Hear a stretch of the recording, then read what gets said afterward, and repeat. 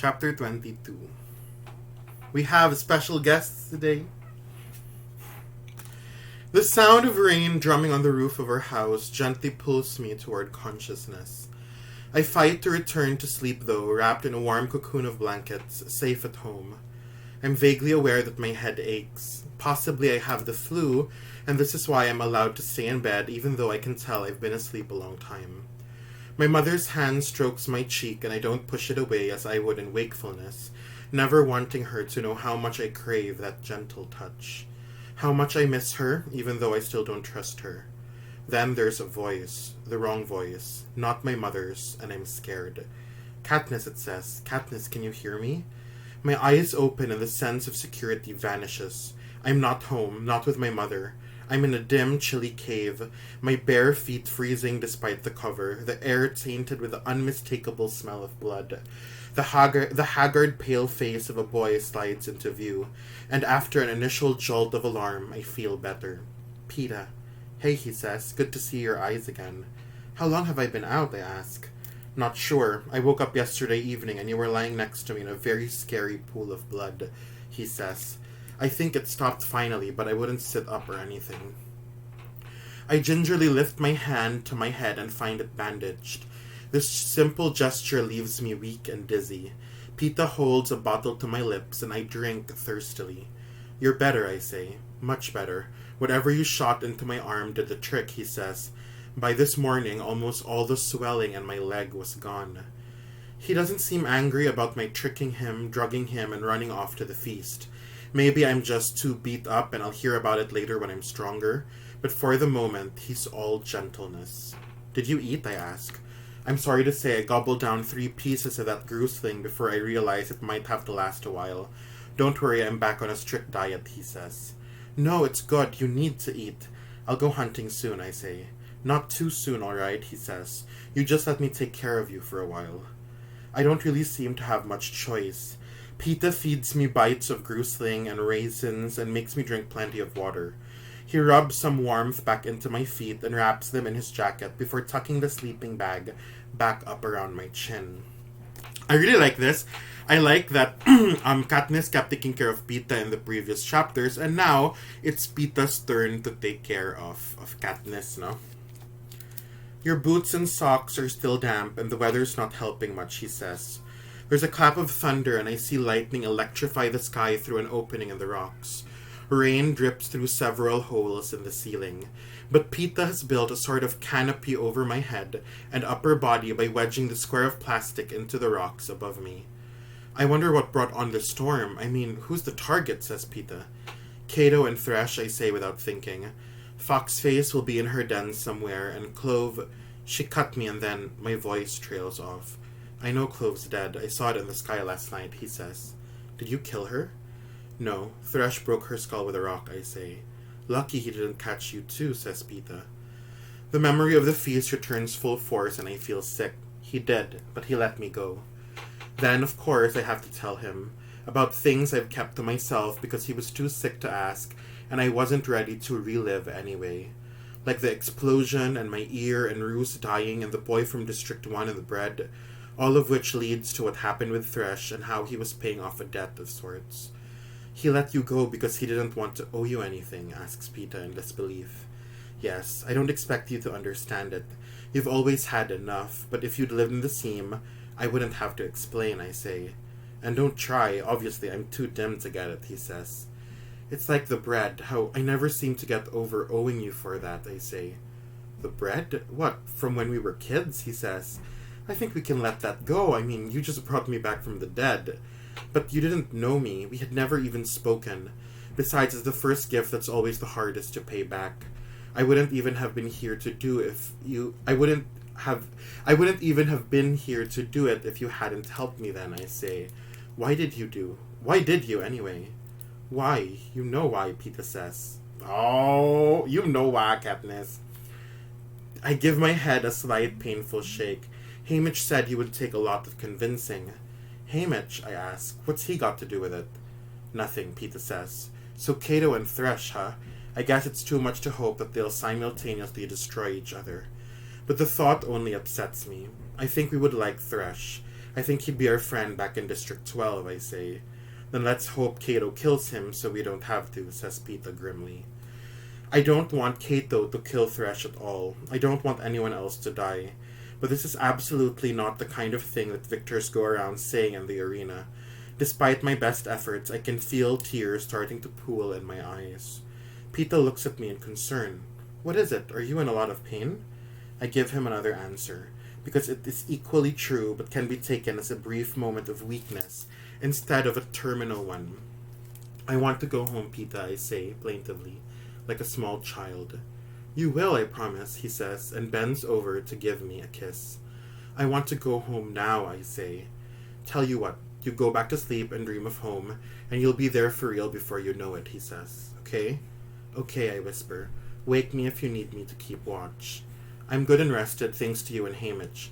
Besides, who knows how long this will last, he says. What does he mean? The storm? The brief respite it brings us? The games themselves? I don't know, but I'm too sad and tired to ask, okay? So Katniss kind of said where, like, I have no idea why you were nice to me good that day, why you gave me the bread, no? And Pita is like, you know why I would do that for you. And then she's like, I don't know why. And then Pita is like, wow, like, you're so clueless, good. It's very clear, Pita likes Katniss good, no? Like, ever since growing up, he watched her from afar. He really likes her. But Katniss, she's still confused. She still thinks maybe he's just pretending for the sake of the games. But the more we get to know Pita, I think the clearer it is to us that he really genuinely loves Katniss, and he's loved her for all these years, no? Unless he's like the best actor in the world and he's going to betray her and he's gonna betray us. It seems that way, good. He really does seem to love Katniss very much, good, and that's even why all those years ago he even kind of allowed himself to get beat up by his mom so that he could give her food, no? He could give Katniss food. Hold on, where am I? Okay. It's evening when Pita wakes me again. The rain has turned to a downpour, sending streams of water through our ceiling, where earlier there had been only drips. Pita has placed the broth pot under the worst one and repositioned the plastic to deflect most of it from me. I feel a bit better, able to sit up without getting too dizzy, and I'm absolutely famished. So is Pita. It's clear he's been waiting for me to wake up to eat and is eager to get started. There's not much left, 2 pieces of grusling, a small mishmash of roots, and a handful of dried fruit. Should we try and ration it? Pita asks. No, let's just finish it. The grusling's getting old anyway, and the last thing we need is to get sick of spoiled food. I say, dividing the food into 2 equal piles. We try and eat slowly, but we're both so hungry we're done in a couple of minutes. My stomach is in no way satisfied. Tomorrow's a hunting day, I say. I won't be much help with that, says Pita. I've never hunted before. I'll kill and you cook, I say, and you can always gather. I wish there was some sort of bread bush out there, says Pita.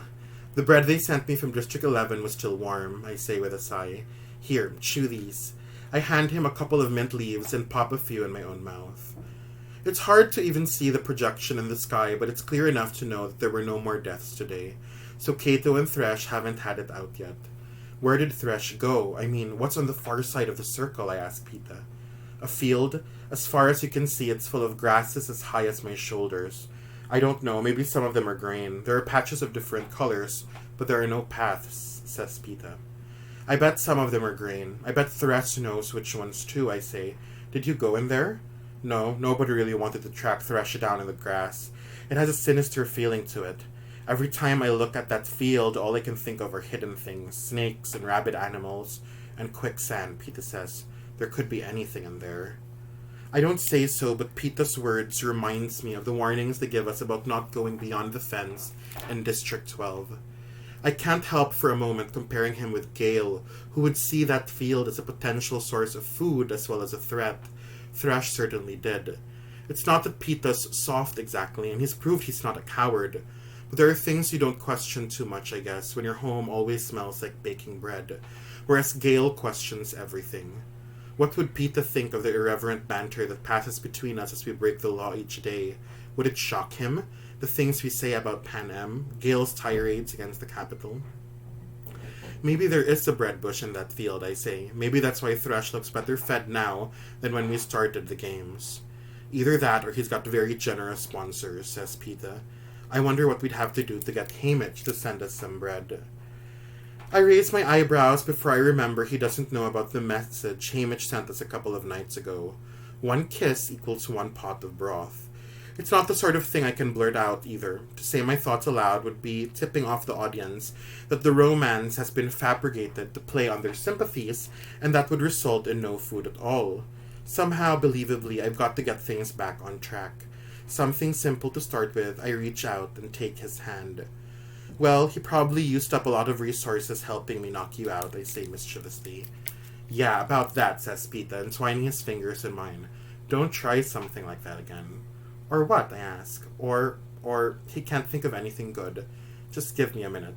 What's the problem, I say with a grin. Ew, it's so weird. It's so weird when Katniss is kind of being flirty. And the reason why she's being flirty is because she has, again, to convince, the watchers that they are in love so that sponsors will give them more things. So Katniss, she's playing the game good, guys, but we do know that, or at least it seems to be, that Pita has real feelings for Katniss. And Katniss, right now, she believes that the only reason why she's kind of being romantic with Pita is so that they will survive. So it's very confusing.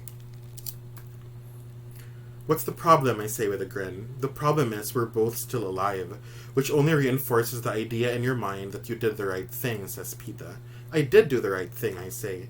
No, just don't, Katniss. His grip tightens, hurting my hand, and there's real anger in his voice. Don't die for me. You won't be doing me any favors, alright? I'm startled by his intensity, but recognize an excellent opportunity for getting food, so I try to keep up. Maybe I did it for myself, Pita. Did you ever think of that? Maybe you aren't the only one who worries about what it would be like if I fumble. I'm not as smooth with words as Pita, and while I was talking, the idea of actually losing Pita hit me again, and I realized how much I don't want him to die. And it's not about sponsors, and it's not about what will happen back home, and it's not just that I don't want to be alone. It's him. I do not want to lose the boy with the bread. Okay.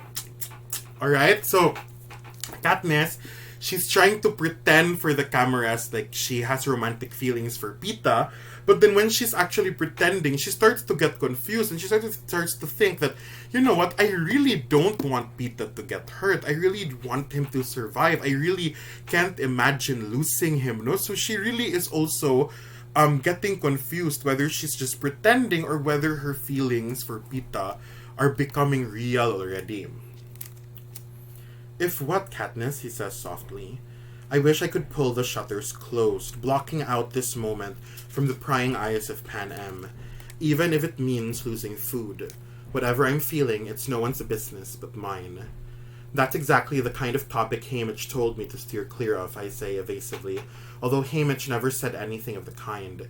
In fact, he's probably cursing me out right now for dropping the ball during such an emotionally charged moment. But Pita somehow catches it.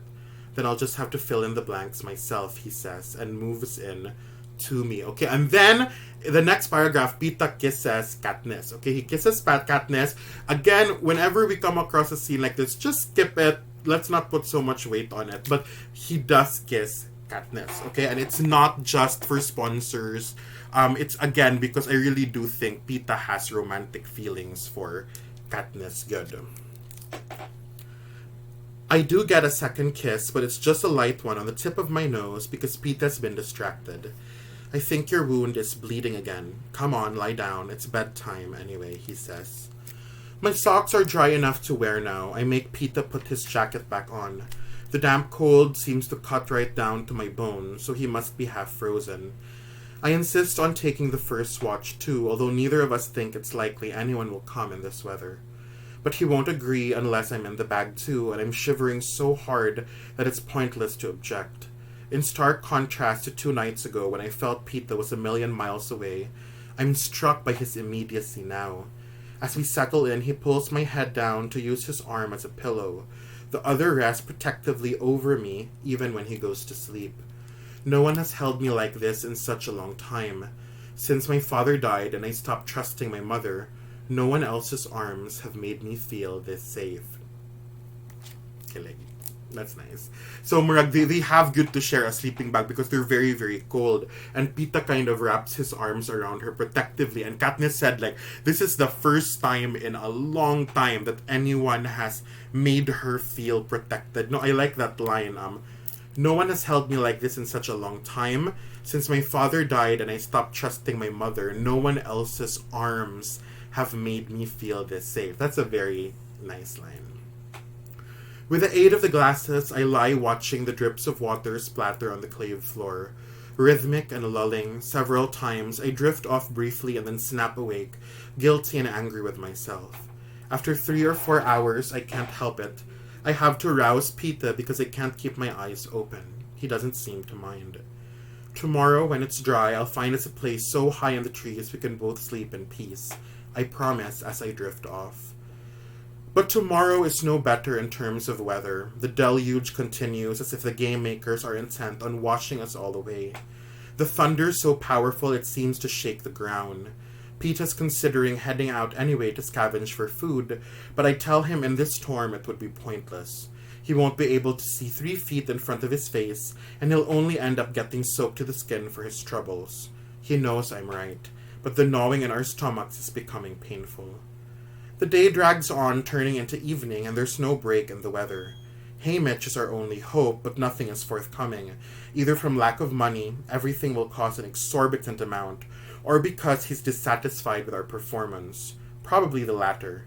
I'd be the first to admit we're not exactly riveting today. Starving, weak from injuries, trying not to reopen wounds. We're sitting huddled together, wrapped in the sleeping bag, yes, but mostly to keep warm. The most exciting thing either of us does is nap. I'm not really sure how to ramp up the romance. The kiss last night was nice, but working up to another will take some forethought. There are girls in the seam, some of the merchant girls too, who navigate these waters so easily, but I've never had much time or use for it. Anyway, just a kiss isn't enough anymore, clearly, because if it was, we'd have gotten food last night. My instinct tells me Haymitch isn't just looking for physical affection. He wants something more personal. The sort of stuff he was trying to get me to tell about myself when we were practicing for the interviews. I'm rotten at it, but Pita's not. Maybe the best approach is to get him talking. Pita, I say lightly, you said at the interview you'd had a crush on me forever. When did forever start? Oh, let's see. I guess the first day of school. We were 5. Oh, he liked her since they were 5. You had on a red plaid dress, and your hair, it was in 2 braids instead of 1. My father pointed you out when we were waiting to line up, Pita says. Your father? Why? I ask. He said, see that little girl? I wanted to marry her mother, but she ran off with a coal miner, Pita says. What? You're making that up, I exclaim. No, true story, Pita says. And I said, a coal miner? Why did she want a coal miner if she could have had you? And he said, because when he sings, even the birds stop to listen. That's true. They do. I mean, they did, I say. I'm stunned and surprisingly moved, thinking of the baker telling this to Pita. It strikes me that my own reluctance to sing, my own dismissal of music, might not really be that I think it's a waste of time. It might be because it reminds me too much of my father. So that day in music assembly, the teacher asked who knew the Valley song. Your hand shot right up in the air. She stood you up on a stool and had you sing it for us. And I swear every bird outside the windows fell silent, Pita says. Oh, please, I say, laughing. No, it happened, and right when your song ended, I knew, just like your mother, I was a goner, Pita says. Then for the next 11 years, I tried to work up the nerve to talk to you. That's so cute.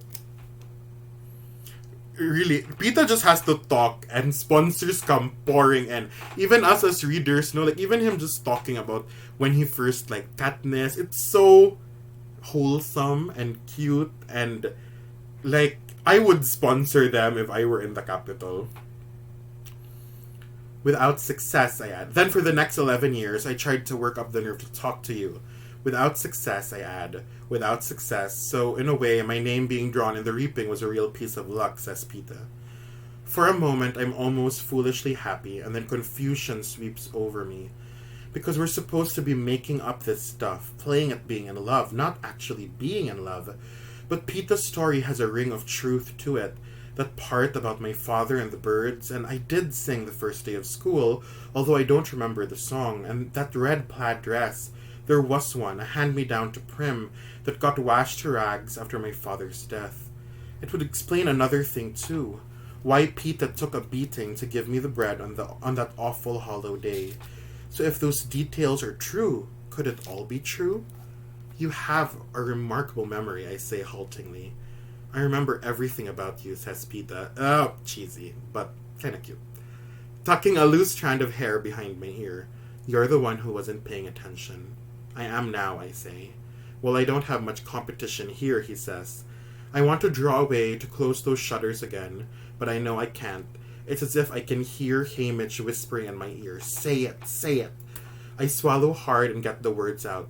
You don't have much competition anywhere. And this time it's me who leans in.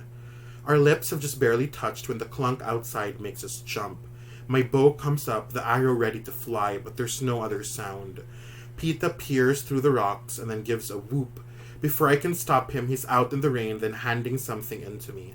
A silver parachute attached to a basket. I rip it open at once, and inside there's a feast. Fresh rolls, goat cheese, apples, and best of all, a tureen of that incredible lamb stew on wild rice. The very dish I told Caesar Flickerman was the most impressive thing the capital had to offer. Pita wriggles back inside, his face lit up like the sun. I guess Hamish finally got tired of watching us starve. I guess so, I answer. But in my head, I can hear Hamish's smug, if slightly exasperated words. Yes, that's what I'm looking for. Sweetheart. That's chapter 22. Oh no! So, in order to survive, Katniss has to pretend like she's in love with Pita. And the more she pretends, the more confused she gets. Is it true? Does Pita really love me? Do I really love Pita? She's so confused already because part of her is only doing it to survive, but part of her is starting to think that maybe it is real. Chapter 22.